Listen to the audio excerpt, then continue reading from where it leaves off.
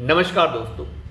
प्रधानमंत्री का वो बयान जो पार्लियामेंट के अंदर दिया गया कि आपको पता ही होगा इस देश की में अदालतों के अंदर क्या चल रहा है, क्या चल रहा है अदालतों के अंदर, ये आपको पता ही होगा। इस बयान के मायने बहुत बड़े थे। आपको याद ही होगा रामदेव का मामला सुप्रीम कोर्ट में चल रहा है। रामदेव ने एक कानून की तौहीन की है, इसलिए रामदेव के ऊपर ये मामला चल रहा है।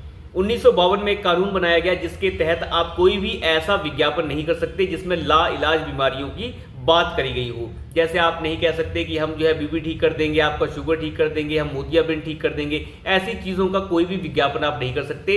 ड्रग्स एंड मेडिकल एक्ट के अंडर इसे रखा गया था ताकि जो भूत प्रेत से लेकर दूसरी जो जिस भी तरह के आपने देखे होंगे नीम हकीम होते हैं वो इलाज कर देते हैं, नीम हकीम, खतराए जान, इन लोगों को इन चीज़ों से बचाए रखने के लिए ये एक्ट लाया गया था, जिसमें ये कहा गया था कि इस सूची की जितनी भी बीमारियां हैं उनका कोई भी विज्ञापन नहीं किया जा सकता। लेकिन रामदेव ने तो कह दिया मैं तो बीपी भी ठीक कर दूंगा, शुगर भी ठीक कर दूंगा और मेरे पास इसके प्रमाण हैं, मेरे पास इसके सबूत हैं।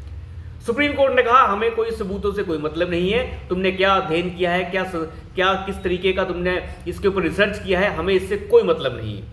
हमें तो बस ये मतलब है कि कानून ये कहता है कि इनका विज्ञापन नहीं किया जा सकता, तो आप इनके विज्ञापन नहीं कर सकते, आप ये दावा नहीं कर सकते, आप इन्हें ठीक कर सकते हैं। मामला लेकर गया था ये सुप्रीम कोर्ट के अंदर एक पीआईएल की फॉर्म में IMA यानी इंडियन मेडिकल एसोसिएशन, जो दलालों का एक समूह है। हर कोई जानता है इंडियन मेडिकल एसोसिएशन के अंदर केवल दलाल बैठते हैं जो डॉक्टरों के साथ कमीशन खोरी करते हैं और महंगी महंगी दवाइयां रिकमेंड करवाते हैं। पिछली बार रामदेव ने माफी मांगकर सुप्रीम कोर्ट में कहा था कि मैं बिना शर्त माफी मांगने के लिए तैयार हूं, लेकिन कोर्ट ने कोई बात उनकी नहीं मानी। कंटेम्प्ट चलता रहा उनके ऊपर, कोर्ट की मानहानि का केस उनके ऊपर चलता रहा। लेकिन आज सुप्रीम कोर्ट के अंदर जो बदलाव देखने को मिला है उसके मायने बहुत ज्यादा है।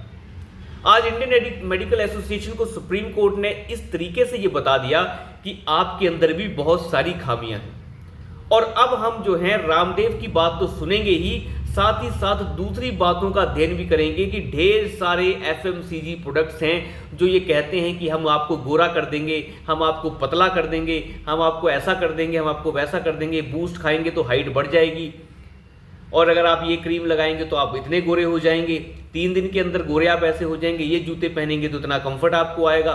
ये सारे दावे करने वाले जितने भी FMCG प्रोडक्ट्स हैं हम उनकी भी जांच करेंगे। बच्चा जो है कौन सा दूध पी रहा है, कौन से पाउडर का दूध बच्चे को पिलाया जा रहा है, माँ को जो है जो प्रेग्नेंट लेडी है उसे किस किस तरीके की दवाइयाँ जो डॉक्टर रिकमेंड कर रहे हैं, क्या उनकी ज़रूरत है, ज़रूरत नहीं है, हम ये सब कुछ देखेंगे।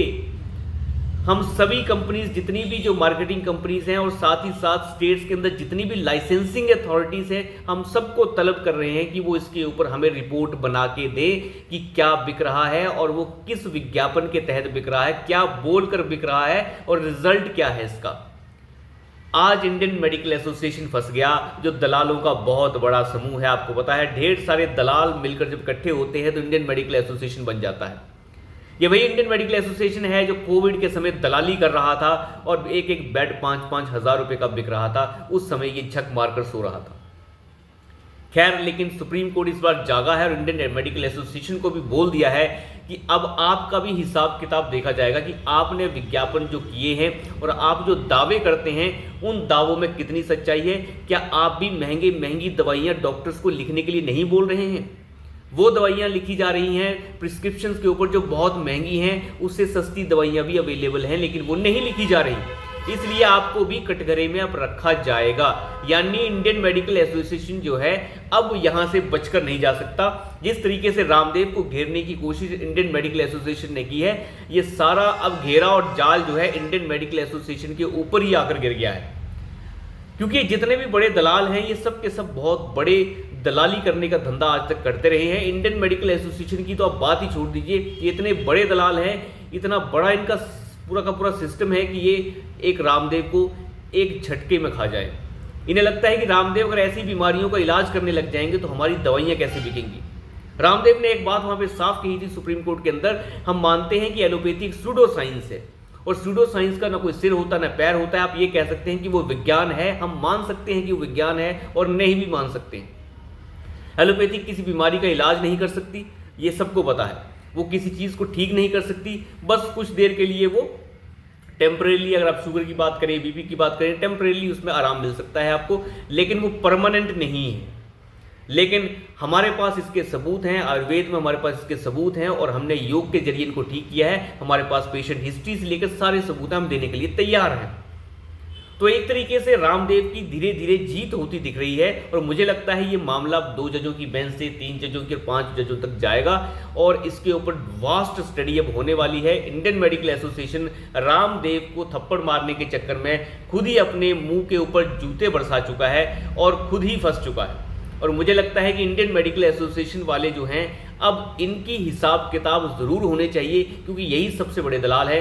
हालांकि रामदेव भी कोई दूध का धुला नहीं है, रामदेव की भी बहुत सारी गलतियां हैं, कमियां हैं। इन्होंने अभी पहले बहुत सारे पाखंड किए हैं, इन पाखंड का हिसाब आखिरकार हो रहा है। लेकिन कोर्ट को ये जानना होगा, कोर्ट को ये समझना होगा कि ड्रग्स एंड मैजिकल एक्ट जिस तरीके से आप पहले पढ़ रहे थे कि आप इन बीमारियों का कोई विज्ञापन नहीं कर सकते, आपको इनका दूसरा पक्ष भी देखना चाहिए था। हर कानून होता है, उसकी परसेप्शन होती है कि आप उसको किस तरीके से रीड कर रहे हैं। तो प्रैक्टिकल परसेप्शन कैसी है उसकी, और जो एकदम से आपने उसे जब पढ़ा है, दोनों तरीके की जो उसकी इंटरप्रिटेशन है उसके बारे में कोर्ट को जानना चाहिए था। अगर एक तरीके से इंटरप्रिटेशन किसी चीज़ की जाती है तो वो गलत हो जाता है।